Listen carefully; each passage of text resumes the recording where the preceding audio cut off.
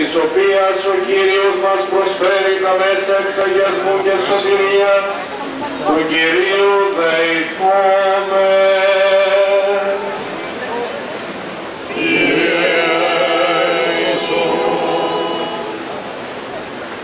Για τον Παναγιώτο τον Πάπα Βενέδικτο, τον Παναγιώτο τον Οικουμενικό Πατριάρχη Βαρθολομαίο, για τον Αρχιεπίσκοπο μας Ιωάννη, τον Μητροπολίτη Κερκύρας Παξών και Διαποντιονύσων Νεκτάριο και όλο τον ιεροκλήρο της τοπικής μας Εκκλησίας, ώστε να προοδεύουμε σε χάρη και αγιοσύνη και να οδηγούμε τον λαό του Θεού στον Ιησού Χριστό τον διδάσκαλο και καλοποιημένα, του Κυρίου δεηθούμε.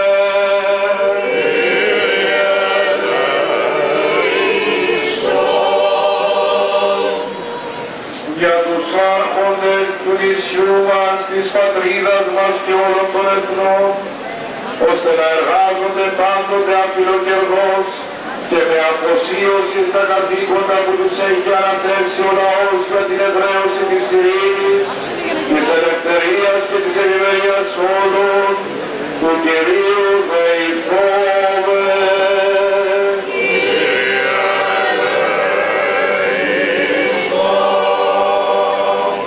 Και για όλους εμάς, ώστε ο Κύριος να μας χορηγεί τις ευλογίες Του και τη δύναμη, να δοξολογούμε το Άγιο όνομά Του όλες τις στιγμές της ζωής μας, του Κυρίου δεηθούμε.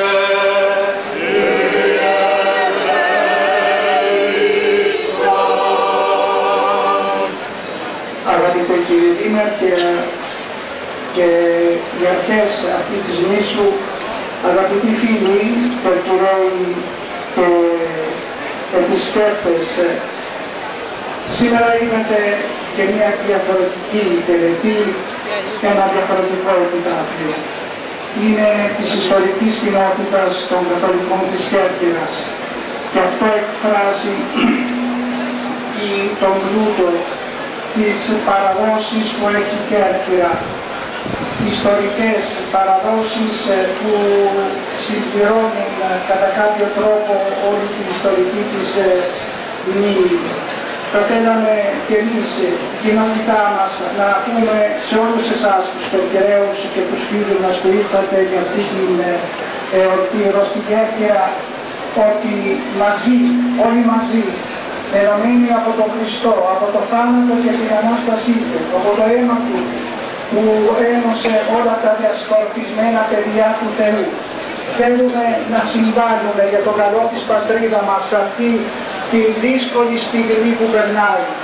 Θέλουμε να εκφράσουμε όλη την αγάπη μας, όλη την ελληνική μας για αυτούς τους αδελφούς που υποφέρουν. Θέλω να πω σε όλους σας ένα καλό Πάσχα που σημαίνει μια αλλαγή.